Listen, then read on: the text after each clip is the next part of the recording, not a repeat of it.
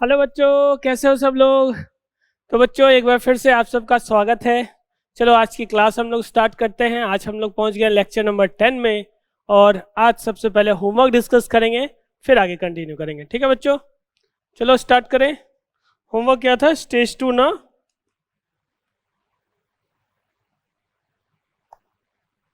Stage 2 part A.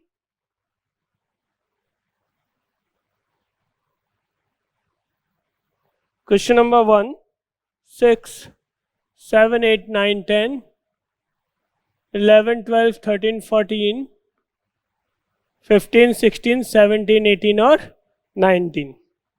सबसे पहले question number 1, इसमें लिखा है 64 मीटर की एक रस्सी 64 मीटर की एक रस्सी से एक 100 किलोग्राम द्रव्यमान वाले अंतरिक्ष यात्री को अंतरिक्ष यान की छत से बांधा गया है, जिसका द्रव्यमान अंतरिक्ष यात्री से बहुत अधिक है।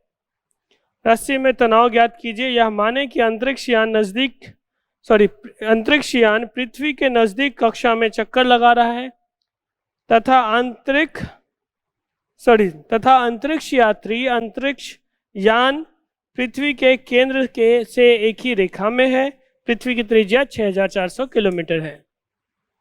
एक बार क्वेश्चन को समझ लो। ये पृथ्वी है, यहाँ पे कहीं मान लेते हैं अंतरिक्ष यान है और यहाँ पर अंतरिक्ष यात्री है।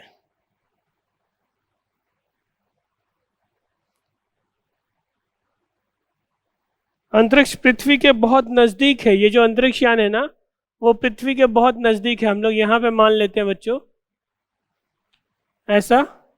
इसका मास m, इसका मास है m डैश, ये है स्मॉल m, ठीक है ना। और इस तरफ एक तो टेंशन लगेगा और एक ग्रेविटेशनल फोर्स भी लगेगा। दोनों एक साथ ऐसे घूम रहे हैं, दोनों के लिए ओमेगा सेम होगा। तो पहले हम लोग इस ग्रह का ओमेगा फाइंड करते हैं। ग्रह का कोणीय वेग या कोणीय चाल।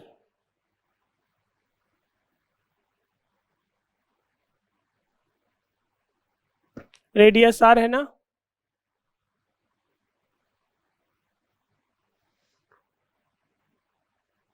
ये जब ऐसे घूम रहा है तो इसका जो ऑर्बिटल स्पीड होगा क्या लिखेंगे? Square root of gm/r।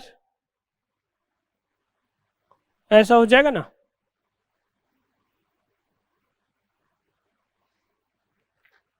यानी हम लोग ऐसे लिख सकते हैं स्क्वायर रूट ऑफ gm/r³ या रूट g/r। ठीक है, ओमेगा मिल गया।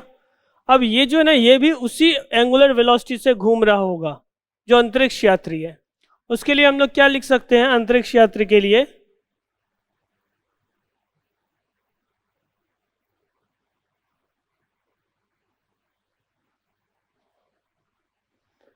एक तो देखो फोर्स लग रहा होगा, ग्रेविटेशनल फोर्स।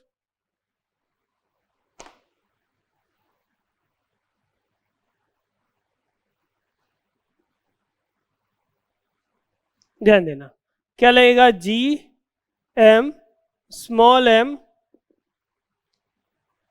भाई, हमें क्या हाइट फाइंड करना है? टेंशन फाइंड करना है। 64 मीटर, इस 64 मीटर को यहाँ से यहाँ तक की जो लंबाई है ना, हम लोग L मान लेते हैं। ठीक है,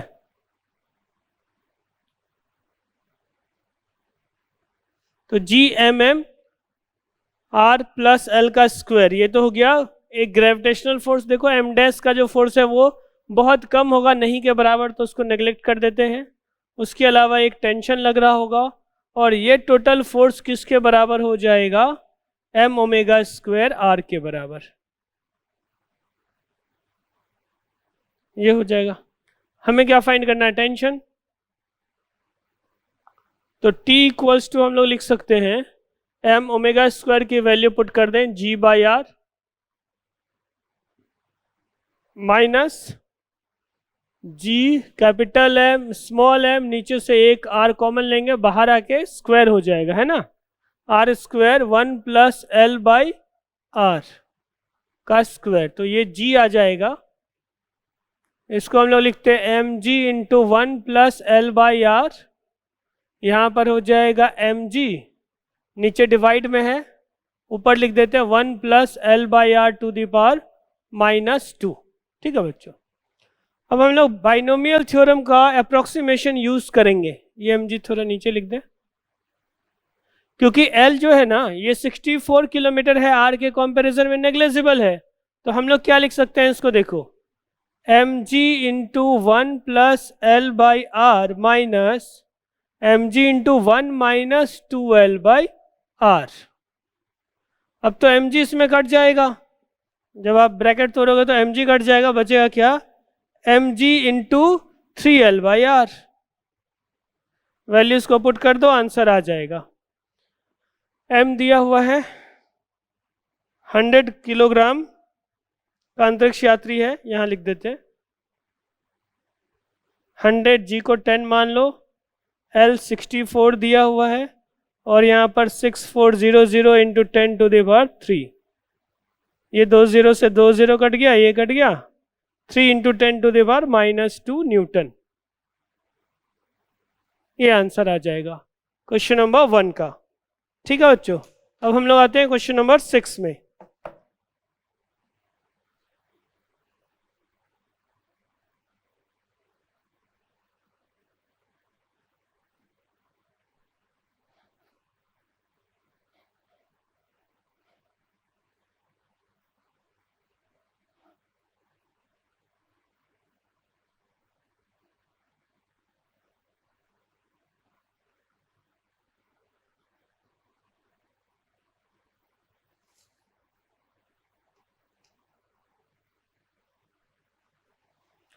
सिक्स्थ में देखो क्या लिखा है, m द्रव्यमान की 3 समान वस्तुएं एक निश्चित बिंदु के चारों ओर कोणीय वेग से समान कोणीय वेग से वृत्तीय गति करती है। यदि किसी भी दो वस्तुओं के मध्य दूरी r है तो आवर्तकाल तथा निकाय की कुल ऊर्जा ज्ञात कीजिए। इस तरह का क्वेश्चन पहले सॉल्व कर चुके हैं बच्चों, क्लास में डिस्कस किया है।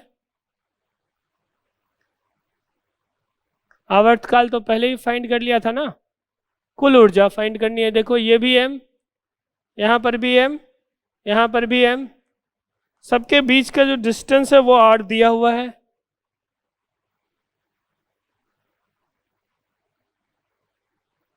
और ये स्मॉल r मान ले, स्मॉल r की वैल्यू r/√3 कैलकुलेट कर चुके हैं हम लोग पहले सॉल्व एग्जाम्पल में, डायरेक्ट हो गया।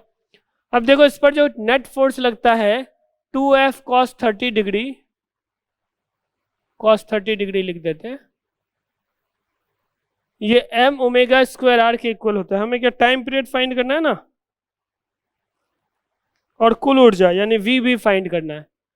चलो कोई बात नहीं, m omega square into r के बराबर लिख दो, तो ये हो जाएगा √3, 1/2 तो 2 से कट जाएगा, f का मान हो जाएगा g m1 m2 by r, r का स्क्वायर, ये r/√3।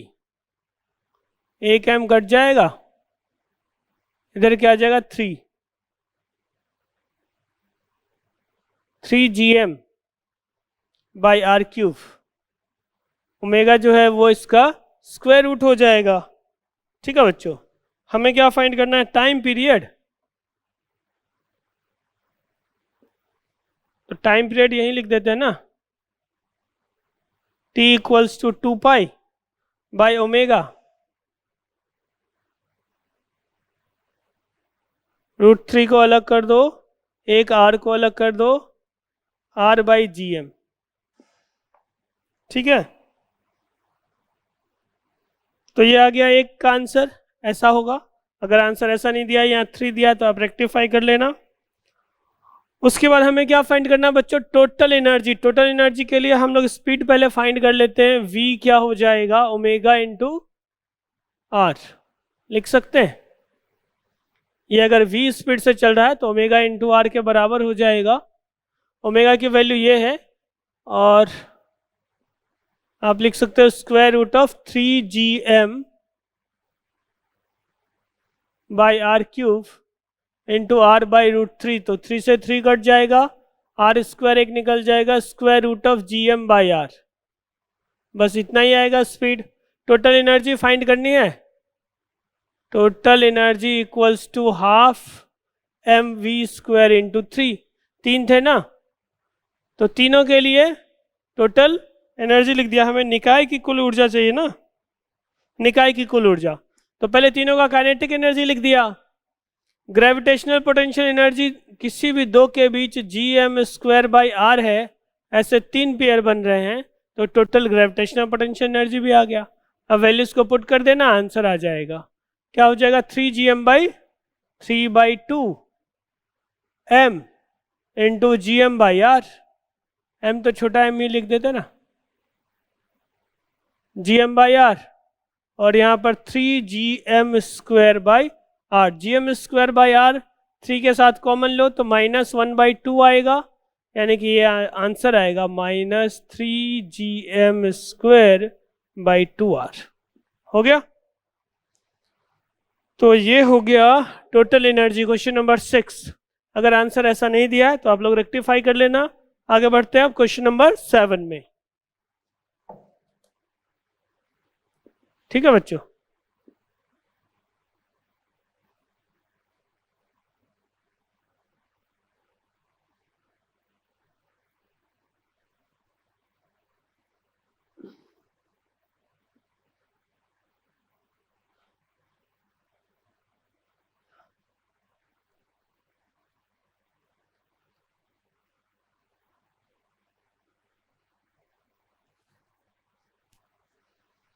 देखो 7वें प्रश्न में क्या लिखा है। एक बिंदु P m द्रव्यमान तथा a त्रिज्या की वलय की अक्ष पर केंद्र C से a दूरी पर स्थित है। एक छोटा कण केवल गुरुत्वाकर्षण के कारण P से C तक जाता है। C केंद्र है, सेंटर है, तो C पर इसकी चाल ज्ञात कीजिए। ये एक रिंग है, यहाँ पर पॉइंट P, ये सेंटर, ये डिस्टेंस A, ये भी A, और रिंग का कुछ मास दिया कैपिटल M। यहाँ पर जो पार्टिकल है उसका मास हम लोग मान लेते हैं स्मॉल m है। यहाँ से रिलीज करते हैं अट्रैक्शन के कारण, गुरुत्वाकर्षण के कारण ये क्या होगा, इस तरफ गति करने लगेगा। C पर इसका जो स्पीड है मैक्सिमम होगा, उसके बाद फिर आगे जाएगा तो रिटार्डेशन होने लग जाएगा। तो ऐसे इस तरह से ये मूव करता रहेगा। खैर जो भी है, हमें केंद्र पर इसकी गति चाहिए।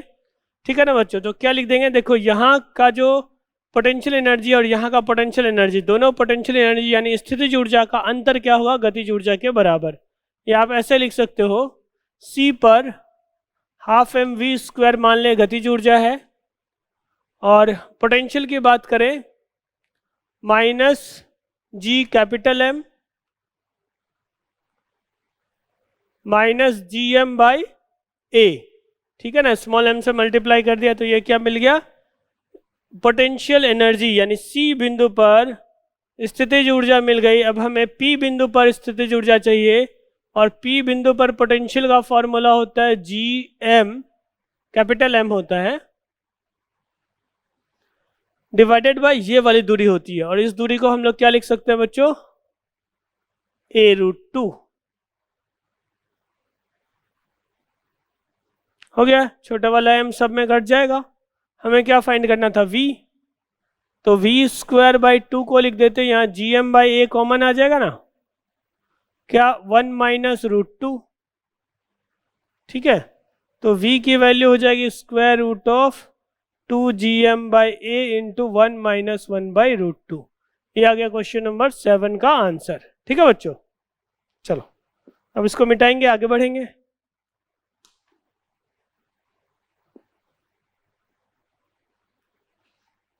अगला है क्वेश्चन नंबर 8।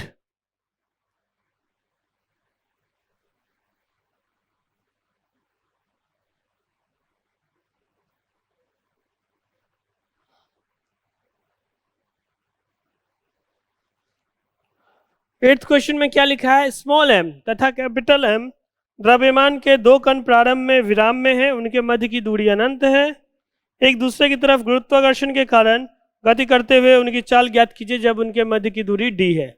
इस तरह के क्वेश्चंस पहले हम लोगों ने क्लास में डिस्कस किया हुआ है बच्चों, बहुत सिंपल है। आपको क्या करना है, एक तो संवेग संरक्षण का सिद्धांत और दूसरा ऊर्जा संरक्षण, है ना। दूरी क्या है, डी है, स्मॉल एम और कैपिटल एम है। m1 को m ले लेते हैं, m2 को कैपिटल M ले लेते हैं, बस। पहले अनंत में था, बाद में यहां पर आ गया, इसकी वेलोसिटी v1 मान लो, इसकी वेलोसिटी v2 मान लो। mv1 equals to capital M v2 एक इक्वेशन।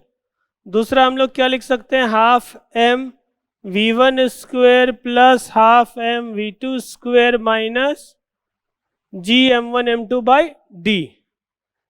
पहले अनंत दूरी पर था ना, अनंत दूरी पर स्थितिज ऊर्जा भी शून्य और विरामावस्था में है तो गतिज ऊर्जा भी शून्य, ठीक है ना। तो अब दो समीकरण आ गए, इन दोनों समीकरण को हल करना है, हल करके v1 और v2 आ जाएगा, ठीक है ना बच्चों। हल करने पर इसके बाद तो सिर्फ कैलकुलेशन ही है, जो आंसर आएगा वो मैं डायरेक्ट लिख दे रहा हूं। आपको ये याद ही रखना है फॉर्मूले के जैसा। v1 है तो यहां पर कैपिटल M आ गया, v2 आएगा तो यहां पर स्मॉल m आ जाएगा, 2g m square by d into m plus capital M हो गया। इतना ही है ये क्वेश्चन नंबर 8।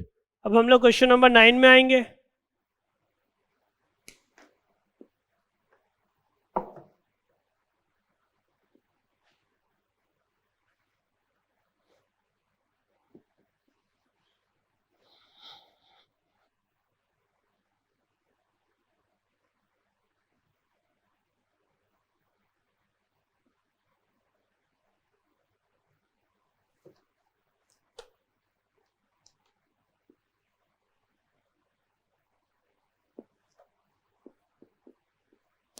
देखो बच्चों, 9th में क्या लिखा है, पृथ्वी की सतह पर 72 किलोग्राम द्रव्यमान वाले एक अंतरिक्ष यात्री का भार 720 न्यूटन है, यानी कि जी का मान 10 है, जी का मान 10।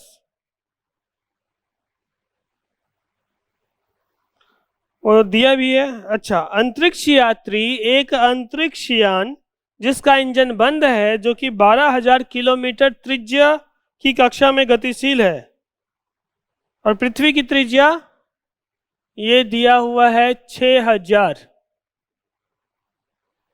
किलोमीटर। तो अंतरिक्ष यान जो है वो कितने पर होगा, 2r पर होगा ना, 12,000 दिया हुआ है तो। अंतरिक्ष यात्री का त्वरण ज्ञात कीजिए, g डैश बराबर g1 plus h by R का स्क्वायर।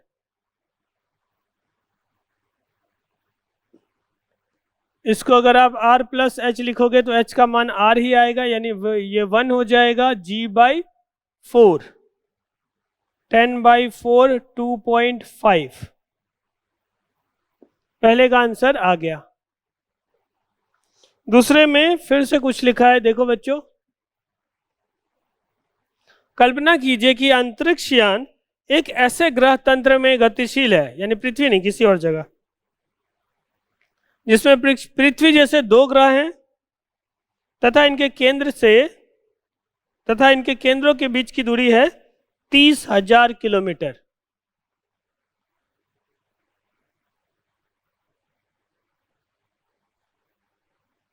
इसका 5 टाइम्स। तब अंतरिक्ष यान से कूदता है। जब अंतरिक्ष यात्री पृथ्वी जैसे प्रत्येक ग्रह से 30,000 किलोमीटर की दूरी पर है, यानी यहां कहीं है, ये भी डी, ये भी डी,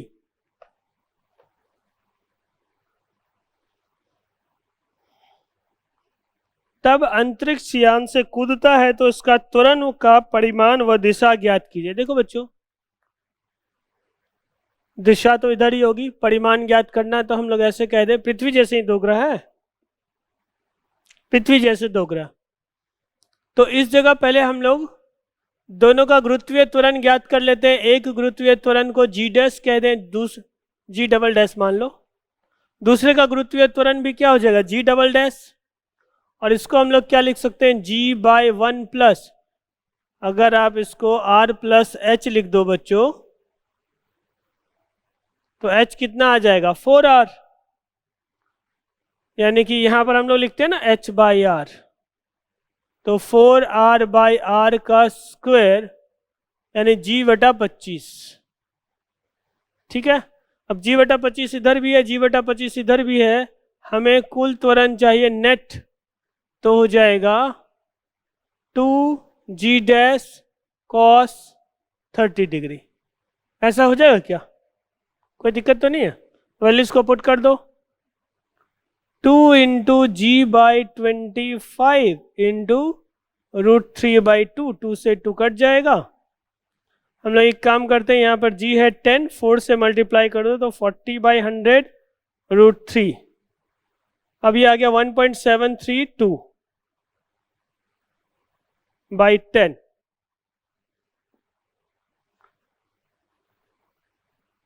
फोर 3 जा 12, 0.6928, यानी हम लोग इसको लगभग 0.693 लिख सकते हैं। हो गया ये आंसर। ये क्वेश्चन नंबर 9 था बच्चों। अब आगे बढ़ेंगे।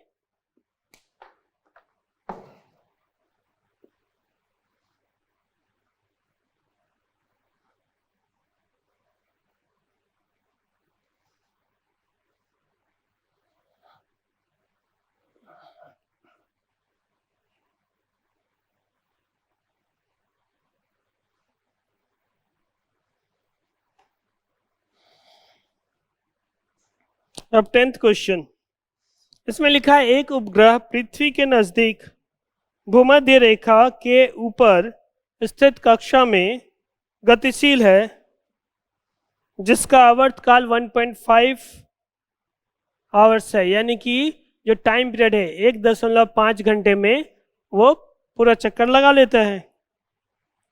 ठीक है, एक साइकिल कंप्लीट करता है। यदि किसी समय यह भूमध्य रेखा पर बिंदु P पर है तो कितने समय बाद पुनः P पर आ जाएगा?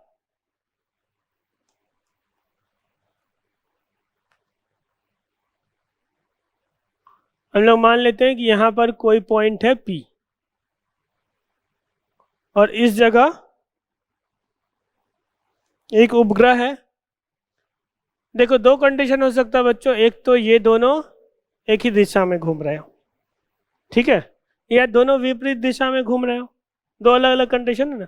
पृथ्वी की घूर्णन की दिशा क्या होती है? पृथ्वी पश्चिम से पूरब की तरफ घूमता है, इसलिए सूरज हमें पूरब से पश्चिम की तरफ आता हुआ अपीयर होता है, यानी वेस्ट से ईस्ट, ये है अर्थ के रोटेशन का डायरेक्शन। ठीक है, अब अगर हम लोग इसका भी डायरेक्शन वही मान लें, पहली स्थिति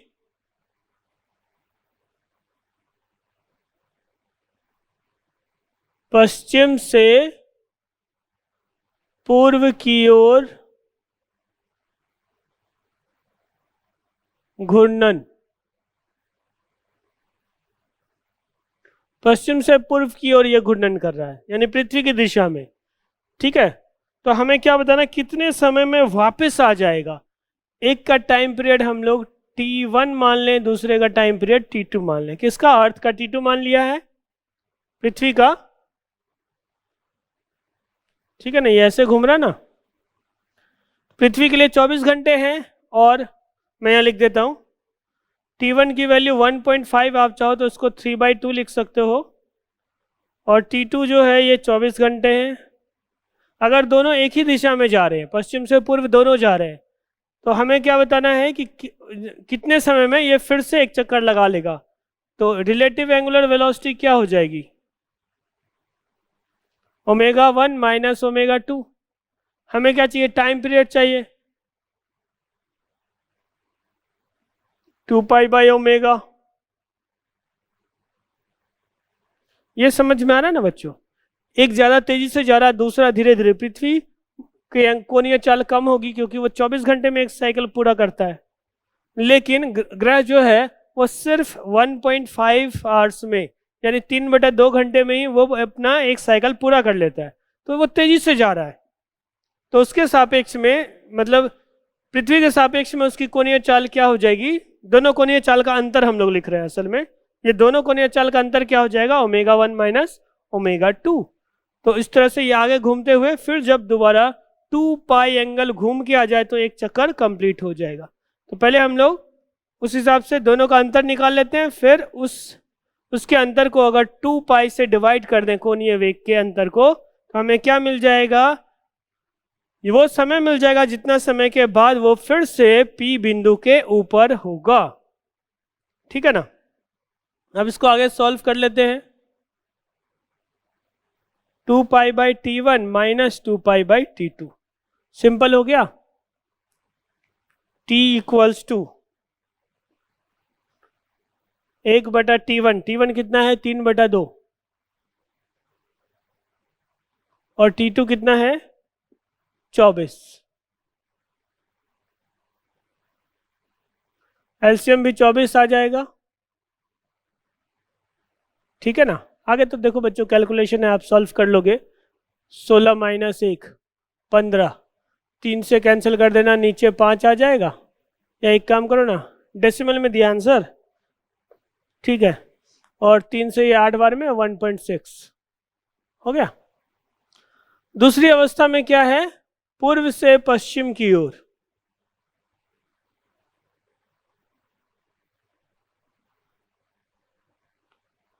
पूर्व से पश्चिम की ओर अगर घूर्णन हो रहा है तो हम लोग क्या लिख देंगे, T equals to 2 pi by ω1 plus ω2। ठीक है ना। ये पृथ्वी तो अपनी दिशा में घूम रही है, ये उपग्रह ऐसे विपरीत दिशा में घूम रहा है। ठीक है, तो हम लोग क्या करेंगे, दोनों को प्लस कर देंगे ना। जब दोनों दो ऑब्जेक्ट एक दूसरे को अपोजिट डायरेक्शन से अप्रोच करते हैं तो सापेक्षिक गति में हम लोग क्या करते हैं, माइनस माइनस प्लस हो जाता है। वैसा ही कुछ है यहाँ पर। ठीक है, तो इस तरीके से आप क्या लिख सकते हो, 2 by divided by 2 pi by T1 plus 2 pi by T2, बस यहाँ पे प्लस कर देना है। उसके आगे तो काम आसान ही है। 24 था, यहाँ पर 16 और 1 17, ये लो हो गया। ये क्वेश्चन नंबर 10 था। अब हम लोग क्वेश्चन नंबर 11 में आ जाते हैं।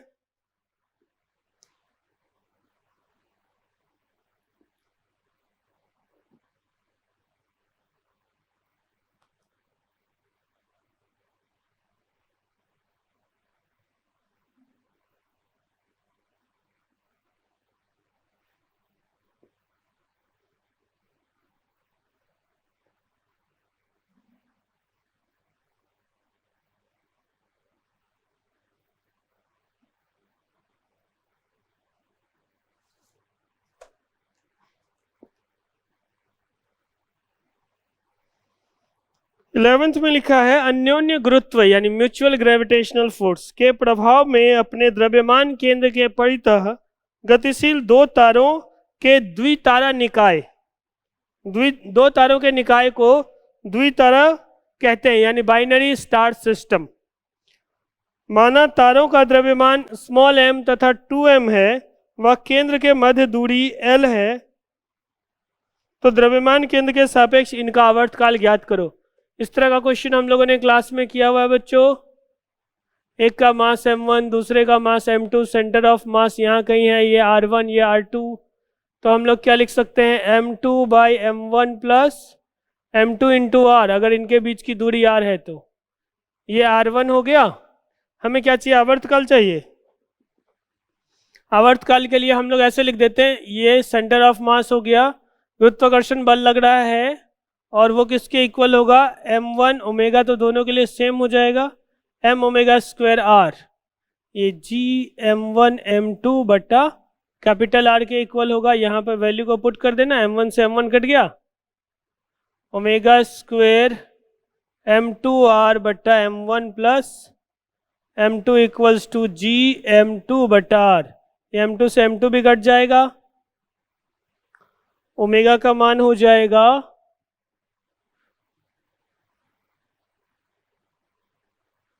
Square root of g by r m1 plus m2।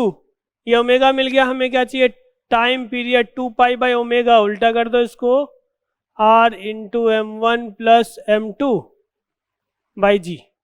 ठीक है बच्चों, अब वैल्यूज को पुट कर देंगे तो आंसर आ जाएगा। कुछ मिस्टेक हो गया क्या?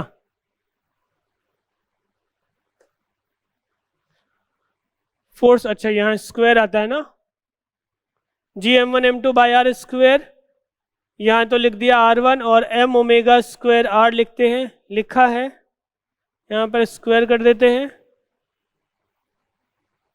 हाँ यहाँ मिस्टेक हो गया ना, G ऊपर चला जाएगा R नीचे आ जाएगा, यहाँ पर हो जाएगा R³ M1 प्लस M2। ठीक है बच्चों, अब हमारा काम हो गया। क्या लिख दोगे? R³ by G into M1 plus M2। क्वेश्चन में क्या लिखा है? R के बदले L दिया हुआ है, M1 और M2 की वैल्यू गिवन है, पुट कर देना, आंसर आ जाएगा।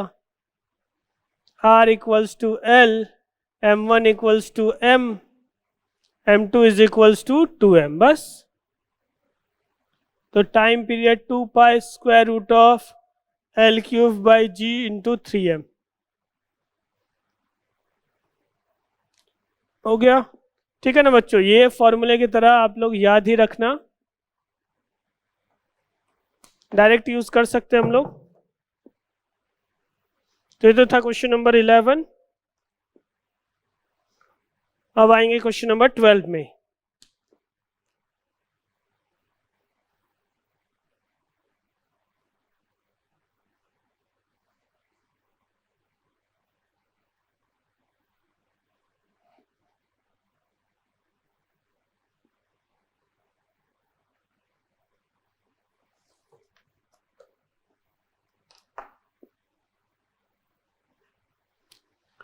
ट्वेल्थ में देखो क्या लिखा है, एम द्रव्यमान का एक कण कैपिटल एम की एक स्थिर वस्तु के परवलयाकार कक्षा में यानी पैराबोलिक पाथ में है।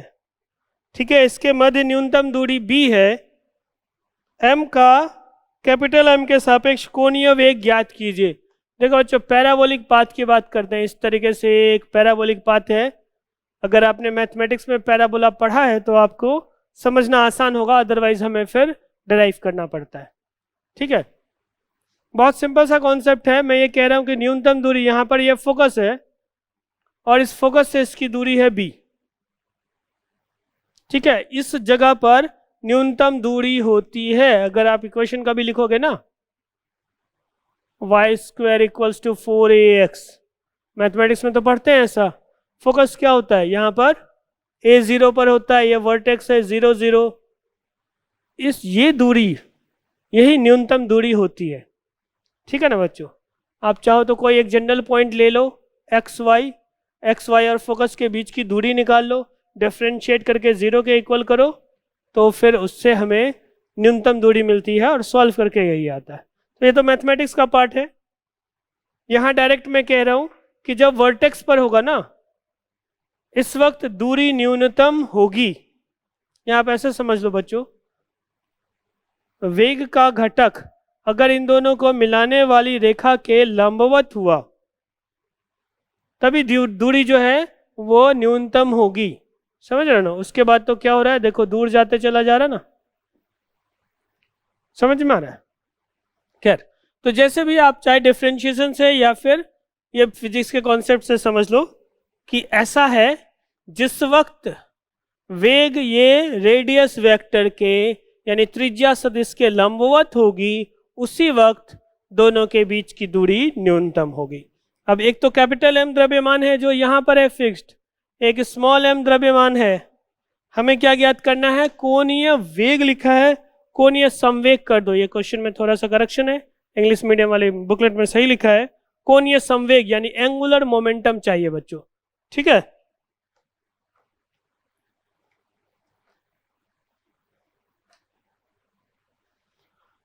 एंगुलर मोमेंटम क्या होता है? mv इंटू आर, आर के बदले b है। हमें क्या फाइंड करना है? सिर्फ अगर v मिल जाए तो हमारा काम आसान हो जाएगा। अब मान लो कि इस वक्त इसकी kinetic energy half mv square है, g m small m by b, ये कुल ऊर्जा है। अनंत पे न्यूनतम हम लोग मान लेते हैं 0 ऊर्जा। तो उससे m कट जाएगा, v स्क्वायर, हमें v चाहिए, v का मान क्या आ जाएगा, square root of 2g capital M by b, मान रख दो, आंसर आ जाएगा।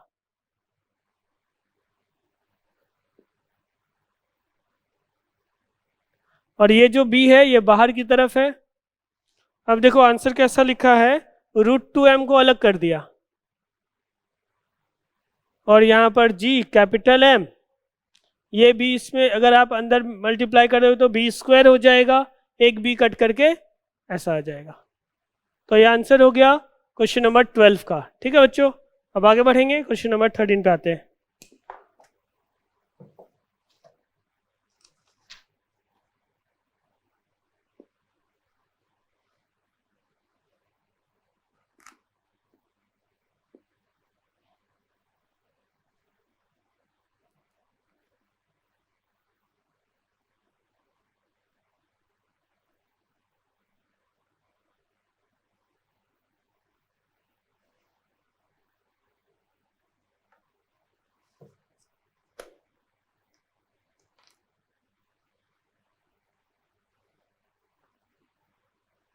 देखो बच्चों 13th में क्या लिखा है, एक उपग्रह एक ग्रह की दीर्घवृत्ताकार कक्षा में पेरिगी एवं एपोगी की दूरी पर, यानी पेरहिलियन और एफिलियन जो हम लोग बोलते हैं, सबसे न्यूनतम दूरी और सबसे अधिकतम दूरी की दूरियां r0 तथा r1 है। इन बिंदुओं की कक्षा की वक्रता त्रिज्या यानी रेडियस ऑफ कर्वेचर r0 तथा r1 के पदों में ज्ञात कीजिए।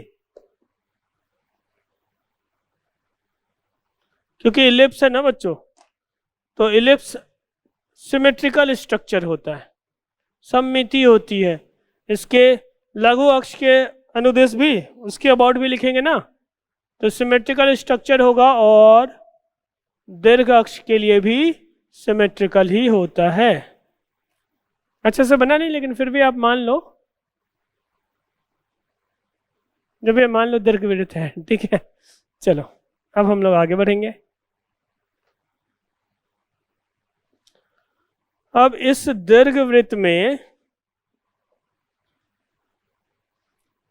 यहां पर बात करें या यहां पर, दोनों जगह रेडियस ऑफ कर्वेचर एक ही होगा, क्योंकि रेडियस ऑफ कर्वेचर क्या होता है, वो तो पाथ पर डिपेंड करता है।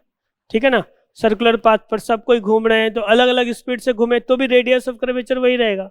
तो वैसा ही है, यहाँ पर अलग स्पीड है बच्चों, यहाँ पर अलग स्पीड है, किसी भी एक जगह का आप रेडियस ऑफ कर्वेचर निकालो या दोनों जगह का फाइंड करोगे ना, तो दोनों इक्वल ही आएगा। फिगर उल्टा दिया है ऐसे, तो फिगर के अकॉर्डिंग हम लोग ऐसे ड्रॉ कर देते हैं, उससे कोई फर्क तो पड़ने वाला है नहीं, आंसर में कोई फर्क नहीं आएगा। ये A, ये पॉइंट B, ये r0, ये r1, यहाँ पर वेलोसिटी v0 है बस। तो इस जगह का वेलोसिटी v1 मान लो। हम लोग क्या लिख सकते हैं, m v0 r0 is equals to m v1 r1, v1 is equals to v0 r0 by r1। ये तो आ गया। ठीक है ना बच्चों, हमें क्या चाहिए, वक्रता त्रिज्या चाहिए। तो हम लोग ऐसा लिख सकते हैं, जो नेट एक्सेलरेशन है, पहले एक्सेलरेशन की बात करें, एक्सेलरेशन के लिए फोर्स लिखना पड़ेगा। फोर्स कितना है, g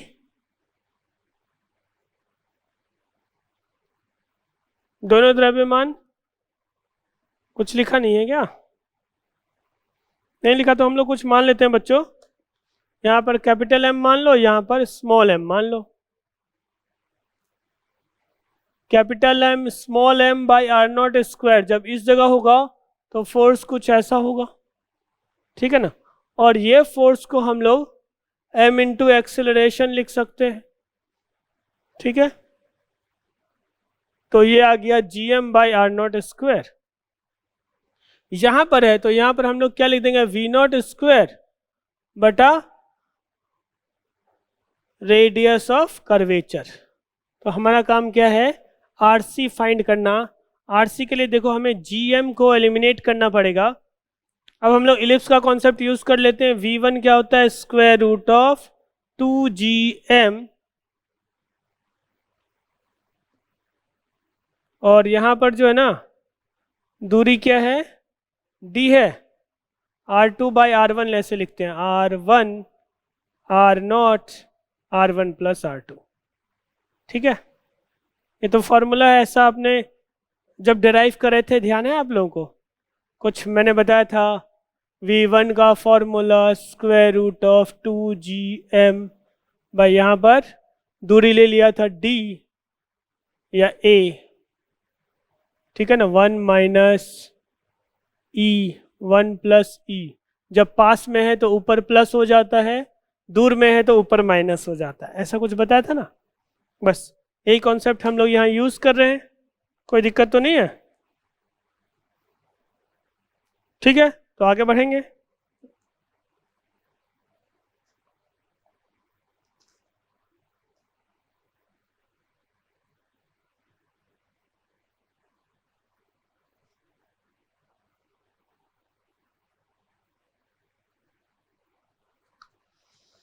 देखो बच्चों ध्यान देना, तो यहां तक आपको समझ में आया, इससे V0 हमें मिल जाएगा, V0 लिखा है, V0 तो R1 लिखेंगे, V0 is equals to 2gm R1, तो V0 स्क्वायर बराबर हो गया 2gm R1 बट्टा R0 into R1 plus R0 plus R1, ऐसे लिख दो। ठीक है ना, अगर इसका यहाँ पे लिख रहे हैं तो R1 ऊपर आता है, यहाँ लिखोगे तो R0 ऊपर आता है, बस इतना ही है। स्क्वायर आ गया, वैल्यू को पुट कर दो जरा। रेडियस ऑफ कर्वेचर फाइंड करना ना, अभी यहीं पुट कर देते हैं। G capital M R0 square is equals to 1 by RC, और V0 square 2 capital GM R1 divided by R0 into R0 plus R1। तो GM से GM कट गया, एक R0 कट जाएगा, यहाँ पर RC V square by R होता है ना, RC चाहिए, RC को उठाकर उधर ले जाओ, क्या आ जाएगा 2 R1 R0 divided by R0 plus R1। तो ये आंसर हो जाएगा बच्चों, ठीक है ना। यहाँ पर शायद n लिख दिया है आंसर में, तो आप उसको रेक्टिफाई कर लेना, कोई दिक्कत तो नहीं है। फिर आगे बढ़ते हैं, ये क्वेश्चन नंबर 13 हो गया।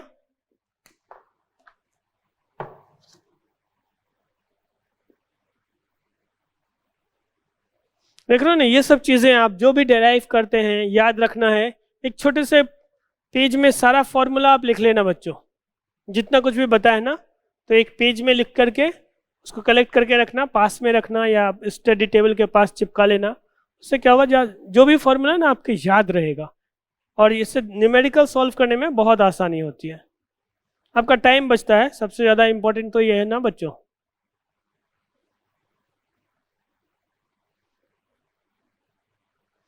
मैंने पहले भी कहा है, एग्जाम में टाइम और एक्यूरेसी दो चीज़ बहुत मायने रखती है, तो आप लोग ध्यान रखना।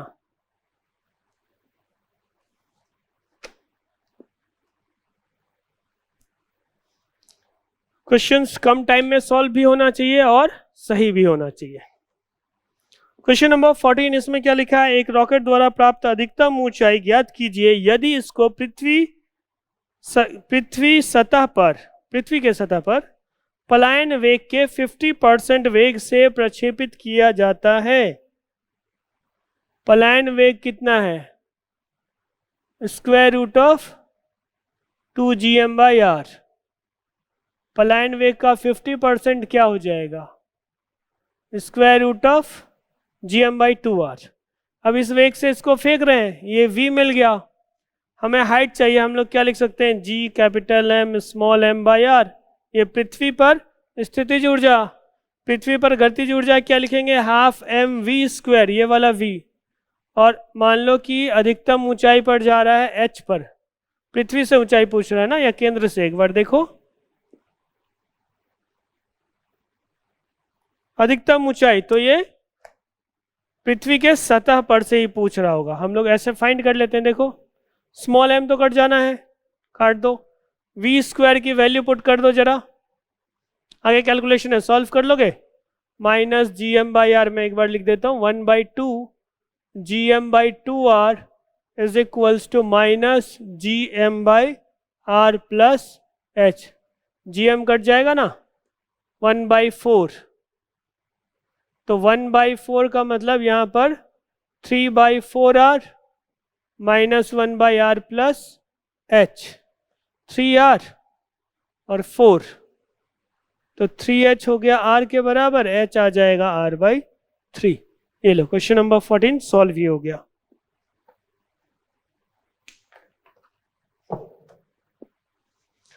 अब हम लोग आते हैं 15 में, 5 क्वेश्चन और रह गए ना।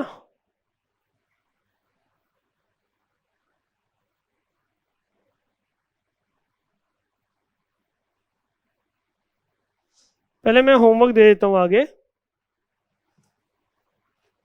स्टेज 1 कंप्लीट हो चुका है, स्टेज 2 पार्ट ए आज कंप्लीट कर लेते हैं। पार्ट बी में जहाँ तक डिस्कस किया है उसके आगे मैं होमवर्क दे देता हूँ बच्चों, और नेक्स्ट लेक्चर में थोड़ा बहुत पहले कुछ पढ़ लेंगे, कुछ क्वेश्चन सॉल्व कर लेंगे, फिर आगे बढ़ेंगे, है ना। यहाँ पर क्वेश्चन नंबर 1 to 9 ये डिस्कस कर चुके हैं, 10 से लेकर 31 तक दे देते हैं। थोड़ा ज़्यादा है लेकिन जितने भी हो पाएंगे।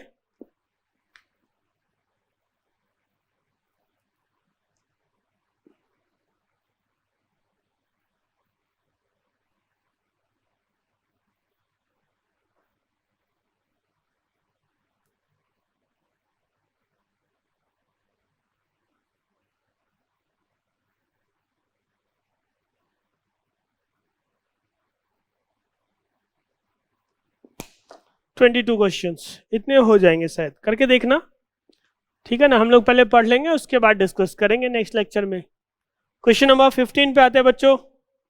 15 में क्या लिखा है, एक गोलीय घन का घनत्व दिया हुआ है π/2 × 10⁴ kg/m³। इसकी कक्षा में गतिशील उपग्रह का न्यूनतम आवर्तकाल सेकंड में ज्ञात कीजिए।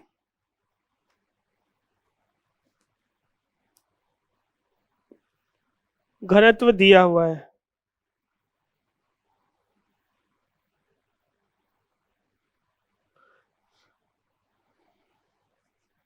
गोलीय ग्रह का घनत्व दिया है, तो हम लोग मान लेते हैं। देखो बच्चों, न्यूनतम कब होगा, जब वो पृथ्वी या उस ग्रह के सबसे ज़्यादा पास में होगा, यानी ऑलमोस्ट मान लो कि सतह के चारों तरफ घूम रहा है ना।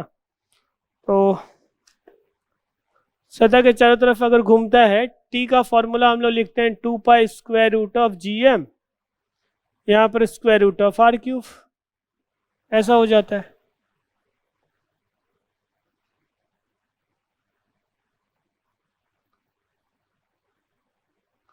इस m की वैल्यू लिख सकते हैं 4/3 πr³ इंटू रो, r³ से r³ कट गया, और ये 4 ये 2 से कट जाएगा, 3 ऊपर चला जाएगा, इस पाई को बाहर रहने दो, 3/πg अब देखो यहाँ पाई भी दिया हुआ है तो एक पाई कट जाएगा, जी का जो वैल्यू यहाँ गिवन है ना, जी का मान, वो भी ऐसा लिखा है कि आसानी से स्क्वायर रूट के बाहर ये आ जाएगा। 20/3 × 10⁻⁻11 न्यूटन मीटर स्क्वायर पर kg²। ठीक है बच्चों, अब वैल्यूज को पुट कर देना और सेकंड में ये आंसर आ जाएगा। सॉल्व करके कितना आ रहा है, 3000। सॉल्व कर लेना, ये तो बहुत सिंपल है, ज़्यादा मुश्किल है नहीं बच्चों, सब कुछ आ ही चुका है। तो ये क्वेश्चन नंबर 15 था। आगे बढ़ते हैं हम लोग 16 पे।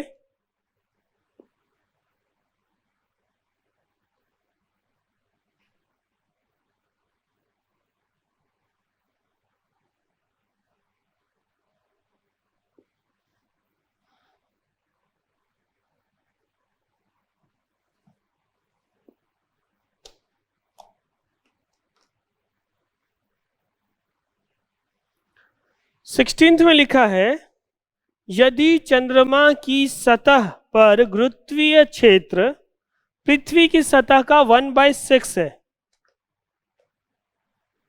जी डैश मान लो, और जी पृथ्वी पर है, ठीक है ना। यदि चंद्रमा की त्रिज्या पृथ्वी की त्रिज्या का 1/4 है,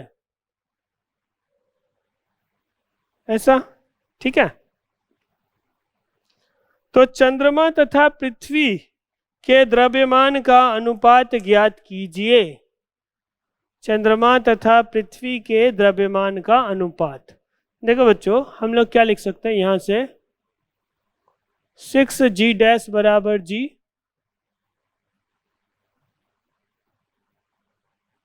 gm/r² होता है ना।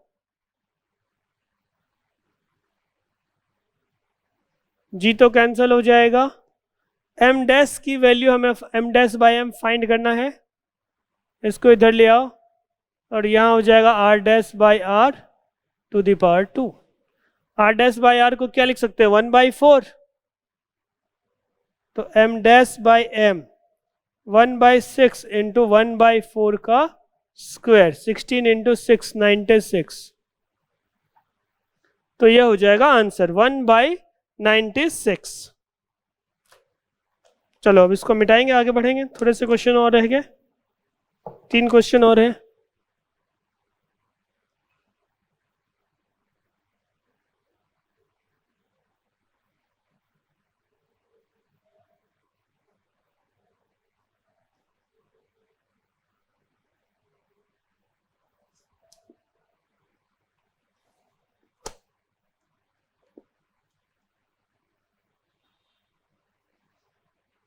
अब क्वेश्चन नंबर 17, इसमें लिखा है किसी क्षेत्र में गुरुत्वीय क्षेत्र दिया हो, यानी किसी जगह गुरुत्वीय क्षेत्र इलेक्ट्रिक फील्ड ग्रेविटेशनल फील्ड जो है ना, उसकी वैल्यू गिवन है 3i cap minus 4j cap newton पर किलोग्राम। रेखा 4y equals to 3x plus 9 के अनुदेश किसी कण को 1 मीटर स्थापित करने में किया गया कार्य जूल में ज्ञात करें। ध्यान देना बच्चों, हम लोग बहुत सिंपल सा कॉन्सेप्ट यूज करते हैं। ये जो एक स्ट्रेट लाइन है ना, 4y is equals to 3x plus 5, अगर आप इसका स्लोप और इंटरसेप्ट लोगे दोनों पॉजिटिव होगा, कुछ ऐसा, ठीक है। y x, इसका मतलब क्या है, अगर आप इसमें x का मान 0 पुट करोगे तो y क्या आ जाएगा, 9/4।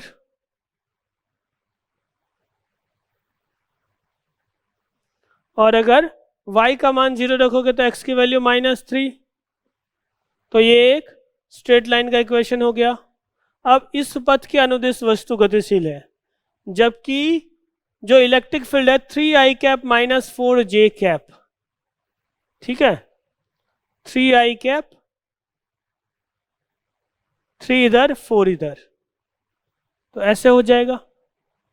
अब ध्यान देना, अगर ये कोण 90 डिग्री हो जाए तो कार्य क्या हो जाएगा, शून्य। समझ में आ रहा है, हम लोग मैथमेटिक्स के कॉन्सेप्ट से सीधा कह सकते हैं कि 0 होगा, क्योंकि इसका स्लोप निकालेंगे और इसमें टेन थीटा दोनों का प्रोडक्ट -1 आ जाएगा, 0 हो जाएगा, ठीक है ना। अभी देखो, ये आप θ1 मान लो,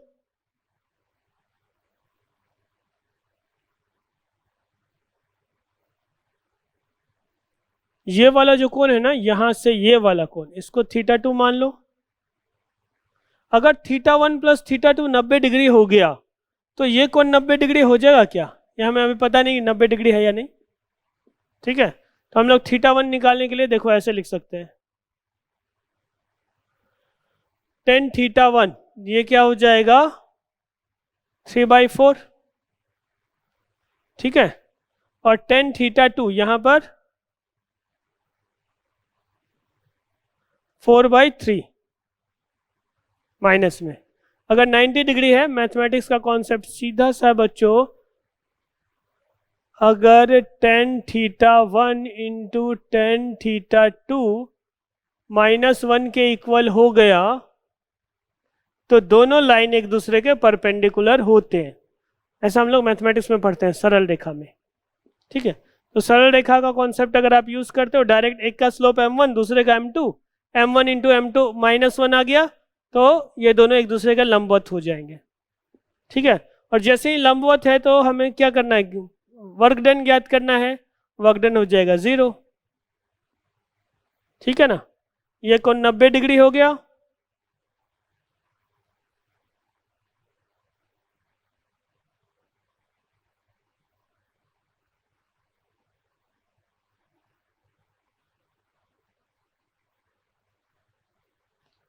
विस्थापन जो है वो क्षेत्र के लंबवत है, और अगर विस्थापन क्षेत्र के लंबवत होता है इस अवस्था में किया गया कार्य शून्य होता है, हमें कार्य ज्ञात करना था, वो क्या हो जाएगा, शून्य।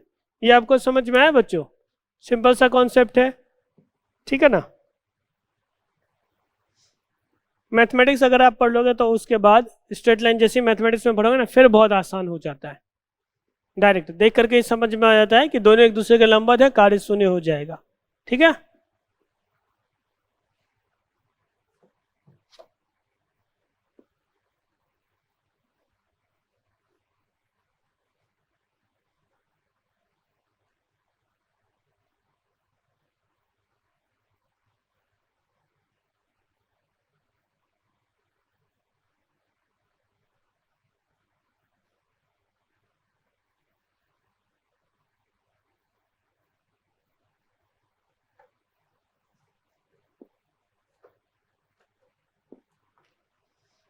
अब प्रश्न संख्या 17। अच्छा ये तो था 17। Question number 18।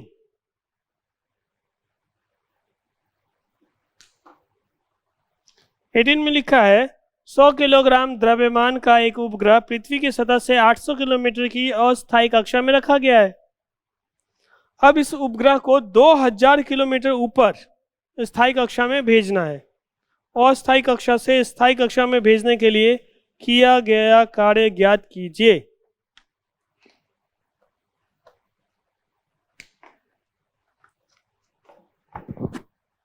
सॉरी,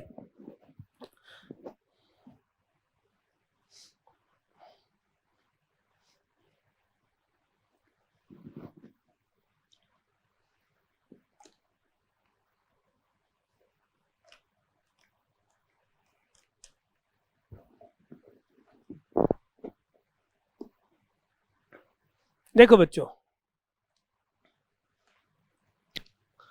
पहले मान लेते हैं इस कक्षा में है, ये R1 है। कुल ऊर्जा क्या होगी, minus G M small M by 2R1। ये समझ में आ रहा है क्या? कुल ऊर्जा के लिए हम लोग बात करते हैं, एक तो स्थितिज ऊर्जा होती है, दूसरी गतिज ऊर्जा होती है। कुल ऊर्जा ऐसी हो जाएगी, ठीक है ना। अब इसको क्या करना है, R2 वाली कक्षा में, R2 त्रिज्या वाली कक्षा में भेजना है। तो ये प्रारंभिक कुल ऊर्जा है। बाद की कुल ऊर्जा क्या हो जाएगी, minus G capital M small M by 2R2, ठीक है ना। एक स्थितिज ऊर्जा, एक गतिज ऊर्जा, दोनों को मिलाकर जो कुल ऊर्जा होती है हम लोग ऐसे लिखते हैं, ये कुल यांत्रिक ऊर्जा है, ठीक है। तो E1 और E2 हमें मिल गया। अब हमें क्या बताना, यहां से वहां तक पहुंचाने के लिए कितनी एनर्जी चाहिए होगी, इन दोनों का अंतर ही तो चाहिए होगा ना। डेल्टा E बराबर E2 माइनस E1। अब G capital M small m by 2, ये तो बाहर आ जाएगा, ये नेगेटिव में ये पॉजिटिव में रहेगा, यानी कि 1/R1 माइनस 1/R2। अब देखो ध्यान देना, इसको हम लोग GR² लिख सकते हैं। क्या क्या इंफॉर्मेशन दिया है उसके अकॉर्डिंग सॉल्व करेंगे। ये स्मॉल m है,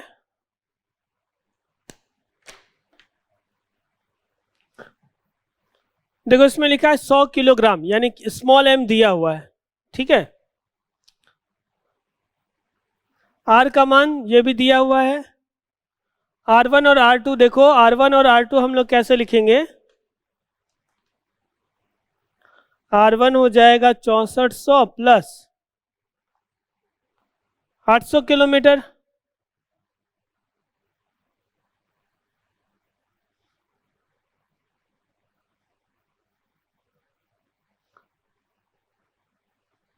ये हो जाएगा 7200 किलोमीटर R1। और अगर हम लोग R2 की बात करें, R2 कितना, 2000 किलोमीटर है ना, तो 8400 किलोमीटर। अब आप R1 R2 की वैल्यू यहाँ मीटर में लिखना, इसका मतलब क्या है, 72 इंटू 10⁵, ये 84 इंटू 10⁵। फिर आगे सॉल्व करोगे तो एग्जैक्ट आंसर आ जाएगा। जी की वैल्यू आप 9.8 10 ही लेके देखो, 4.06 से ज़्यादा फर्क नहीं आ रहा, तो अगर आप 9.8 लेकर सॉल्व करोगे तो भी और 10 लेकर सॉल्व करोगे तो भी आंसर आ ही जाएगा। ठीक है बच्चों, तो ये हो गया क्वेश्चन नंबर 18। अब हम लोग आते हैं क्वेश्चन नंबर 19 पे।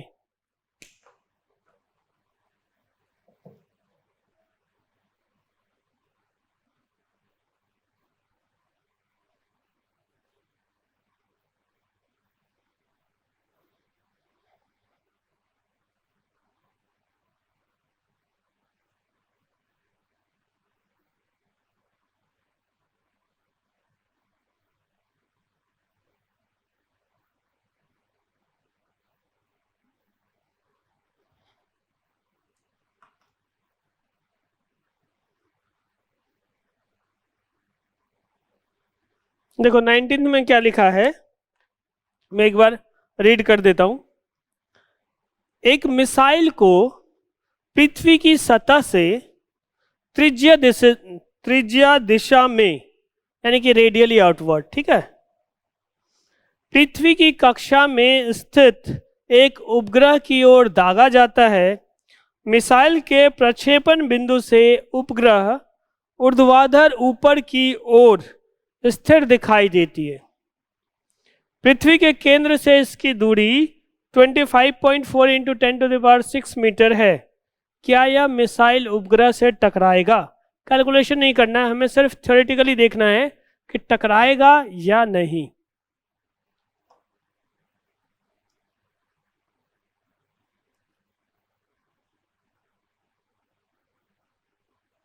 मान लेते हैं कि यह पृथ्वी है और पृथ्वी से ठीक ऊपर यहाँ पर एक उपग्रह है, यहाँ से एक मिसाइल को छोड़ रहे हैं ऐसे। ठीक है बच्चों, अब देखो जिस वक्त मिसाइल छोड़ा गया ये उपग्रह यहाँ है, ये उपग्रह जो है इसका कोणीय चाल नियत है, ओमेगा नॉट नाम दे दो। ये बदलेगा नहीं, सैटेलाइट का जो कोणीय चाल है बदल नहीं रहा, एक नियत कोणीय वेग से ये घूम रहा है। इसका जो टाइम पीरियड होगा वो भी कांस्टेंट होगा, यानी आवर्तकाल भी नहीं बदलेगा। ठीक है, अब जिस मिसाइल को फेंका गया वो मिसाइल को ऐसे फेंका गया, लेकिन पृथ्वी की एक रोटेशनल मोशन भी तो है ना, पृथ्वी अपने अक्ष पे घूम भी रहा है, मान लो ऐसे, तो इसको एक और वेलोसिटी मिल जाएगा। एक तो इस दिशा में इसको परपेंडिकुलर कंपोनेंट कह दें, और दूसरा पैरेलल कंपोनेंट, पैरेलल घटक, समानांतर घटक और लंबवत घटक, ऐसे आप मान लो। या कह सकते हैं कि देखो जब पृथ्वी घूम रही ना, ऐसे पृथ्वी भी घूम रही है, तो पृथ्वी के घूर्णन के कारण एक उसको पृथ्वी के घूर्णन की दिशा में भी वेग मिल जाएगा मिसाइल को, और एक वेग ऊपर की तरफ मिल रहा है जिससे वो उपग्रह की तरफ जा रहा है। ठीक है, किसी समय में उपग्रह ये यहां पहुंच गया, मिसाइल भी यहां है मान लो इस बिंदु पर। ठीक है ना, एक इधर है एक इधर है, ऐसा स्ट्रेट पाथ पे जाएगा नहीं ना, पृथ्वी का गुरुत्वाकर्षण भी लग रहा है, कुछ भी पाथ हो उससे हमें लेना देना नहीं है। अभी यहाँ पे पहुंच गया मान लो, तो दूर चला गया ना, इस जगह जो दूरी थी और यहाँ पर जो दूरी है, दोनों दूरी में फर्क है क्या? इस दूरी को आप I1 मान लो, ये दूरी को I2 मान लो, R1 और R2, तो R2 ज़्यादा हो गया। जब मिसाइल को एक बार लॉन्च कर दिया उसके बाद और तो कोई बल नहीं लग रहा ना, गुरुत्वाकर्षण बल के अलावा जो बाकी है हवा का घर्षण है या जो भी प्रतिरोध है, ये सब चीज़ को नगण्य मानते हैं, बहुत ज़्यादा उसका इफेक्ट होता नहीं है बच्चों। तो हम लोग ये मानकर चलते हैं गुरुत्वाकर्षण बल ही लग रहा है, और वो गुरुत्वाकर्षण बल हमेशा इसके केंद्र की तरफ होगा। तो इस अक्ष के अनुदेश फोर्स हमेशा इससे जा रहा है ना, तो टॉर्क कांस्टेंट होगा, 0 हो जाएगा। टॉर्क का मतलब बल आघूर्ण। अगर यहाँ से पास होने वाला कोई अक्ष हम लोग मान लें तो उस अक्ष के लिए बल आघूर्ण हमेशा शून्य होगा, और बल आघूर्ण शून्य होने का मतलब कोणीय संवेग संरक्षित रहेगा।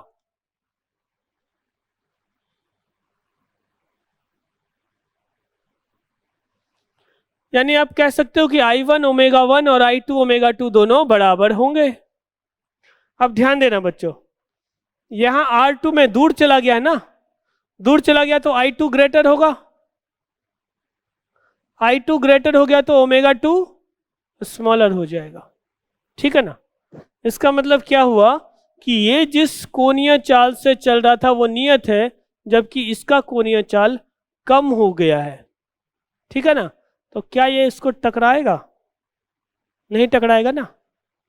ठीक है, समझ में आ रहा है? क्वेश्चन को एक बार ध्यान से देखो, क्या लिखा है। एक मिसाइल को पृथ्वी की सतह से त्रिज्यीय दिशा में पृथ्वी की कक्षा में स्थित एक उपग्रह की ओर दागा जाता है। उपग्रह ऊर्ध्वाधर की ओर स्थिर दिखाई देता है। यहां से आपको एक कॉन्सेप्ट मिलेगा, अगर उपग्रह ऊर्ध्वाधर दिशा में पृथ्वी से देखने पर स्थिर दिखाई दे रहा है, इसका मतलब उस उपग्रह की आवर्तकाल भी वही होगी जो पृथ्वी का आवर्तकाल है, यानी 24 घंटे।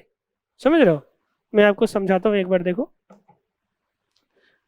यहां से ये ऐसे घूम रहा है, ऐसे ऐसे ऐसे, तो हमेशा जैसे इंडिया ने कोई सैटेलाइट लॉन्च किया वो हमेशा इंडिया के ऊपर है, तो ऐसे घूमते हुए जिस वक्त भारत अपना एक चक्कर यानी पृथ्वी अपना एक चक्कर लगा लेगा, उस वक्त पृथ्वी के एक चक्कर लगाने ही ये उपग्रह का भी एक चक्कर पूरा हो जाएगा। ये समझ में आ रहा है ना। तो बहुत सिंपल सा कॉन्सेप्ट है कि शुरुआत में तो दोनों की कोणीय चाल सेम थी, क्योंकि पृथ्वी के कोणीय चाल से ही ये उपग्रह भी गतिशील है। इसका मतलब प्रारंभिक अवस्था में जो कोणीय चाल थी इस मिसाइल की और जो कोणीय चाल थी उपग्रह की, वो दोनों समान थी। लेकिन जैसे जैसे ये मिसाइल दूर जा रहा है, तो संवेग संरक्षण के सिद्धांत के अनुसार बाद में कोणीय चाल कम होती जा रही है। कोणीय चाल कम होने का मतलब ये मिसाइल पीछे रह जाएगा और ये आगे चला जाएगा। समझ में आ रहा है ना। और इस वजह से ये इसको हिट नहीं कर पाएगा। असल में ये ग्रेविटेशन का ही नहीं, इसमें रोटेशन का भी कॉन्सेप्ट है। तो हम लोग सीधे सीधे ये कह सकते हैं कि मिसाइल जो है, मिसाइल सही लिखा गया, मिसाइल उपग्रह से नहीं टकराएगा, उपग्रह को हिट नहीं करेगा, यही तो है, नहीं टकराएगा।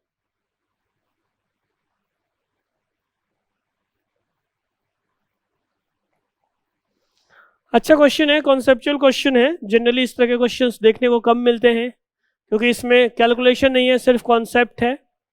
लेकिन कॉन्सेप्ट अच्छा है, तो आपको ये चीज़ें ध्यान रखनी है बच्चों। यहाँ पर एक और चीज़ मैं बताना चाहूँगा आपको कि ये जो घूम रहा है इसके साथ साथ ये उपग्रह भी उसी कोणीय चाल से घूम रही है, यानी पृथ्वी के सापेक्ष में वो स्थिर दिख रही है, स्थिर अपीयर हो रही है। तो ऐसे उपग्रह को हम लोग कहते हैं भू स्थिर उपग्रह, यानी जियो स्टेशनरी सैटेलाइट। समझ में आया? तो एक चीज़ मैं यहाँ लिख देता हूँ आपके लिए, जियो स्टेशनरी सैटेलाइट का।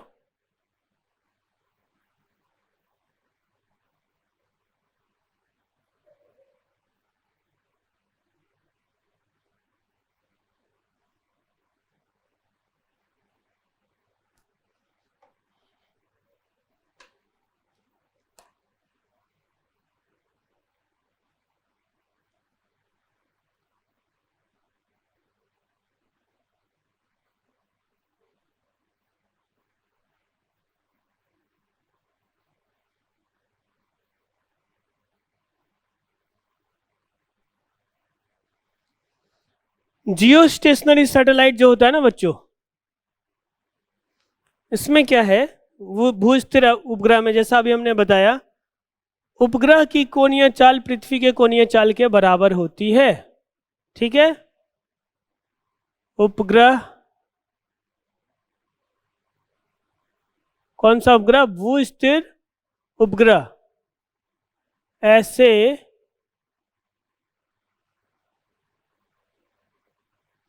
मैं लिख देता हूं,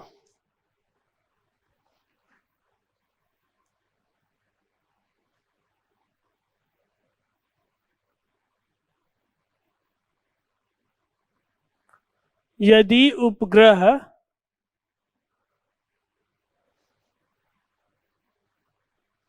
का आवर्तकाल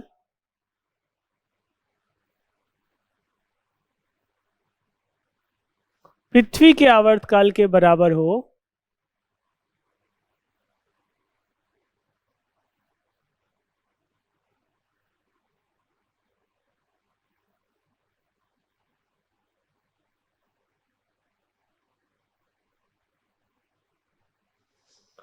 तथा घूर्णन की दिशा भी समान हो।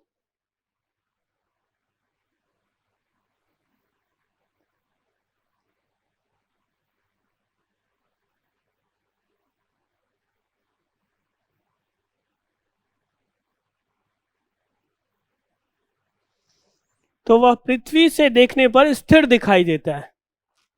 पृथ्वी के सापेक्ष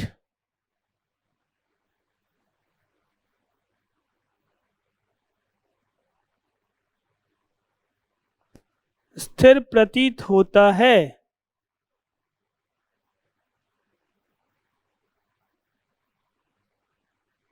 और इसी को हम लोग क्या बोलते हैं?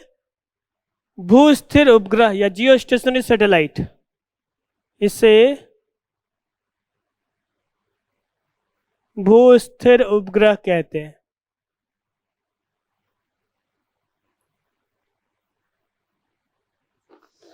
देखो बच्चों, भू स्थिर उपग्रह जनरली क्या होता है, इक्वेटोरियल प्लेन में, यानी कि जो भूमध्य रेखा होती है ना, उसके अनुदेश ये होता है, आमतौर पर ऐसे चक्कर लगाता है। पृथ्वी ऐसे घूम रही है तो इस तरीके से। एक होता है पोलर सैटेलाइट, जो कि नॉर्थ पोल साउथ पोल के चारों तरफ ऐसे घूम रहा होता है। तो पोलर सैटेलाइट अलग होता है, जियो स्टेशनरी सैटेलाइट अलग होता है। आपने कभी नाम सुना होगा PSLV और GSLV, लॉन्चिंग व्हीकल्स, ठीक है ना। जियो stationery satellite launching vehicles GSLV, और PSLV क्या बोलते हैं? पोलर सैटेलाइट लॉन्चिंग व्हीकल्स, ठीक है। तो खैर जो भी है, हम लोग अभी यहाँ पर भूस्थिर उपग्रह की बात कर रहे हैं। मान लो ये R है, ये H है, यहाँ पर M द्रव्यमान का कोई वस्तु गतिशील है, तो टाइम पीरियड क्या होता है? टाइम पीरियड को हम लोग लिखते हैं 2 पाई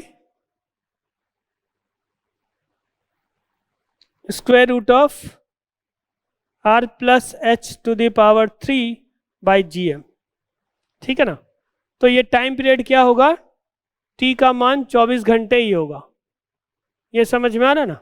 अब हमें अगर यहाँ से H निकालना है कि कितनी ऊंचाई पर होगा, तो हम लोग आराम से निकाल सकते हैं। R plus H to the power 3 ये किसके बराबर होगा? देखो तो T स्क्वायर GM या GM T square by 4 pi square के बराबर हो गया। तो अब यहाँ से H का मान आता है GM T square by 4 pi square to the power 1/3 minus R, ठीक है बच्चों। तो ये नियत होता है लगभग आप देखो, टाइम पीरियड कांस्टेंट है, M यहाँ पर नियत है, R नियत है। इसका मान लगभग 32,000 किलोमीटर के आसपास आता है अप्रोक्सीमेटली। तो ये हो गया भू स्थिर उपग्रह, ठीक है बच्चों। तो आज के लिए इतना ही रहने देते हैं, यह होमवर्क रहेगा। बाकी हम लोग फिर नेक्स्ट एपिसोड में करते हैं ना, ठीक है। तब तक के लिए अपना ख्याल रखो। Thank you.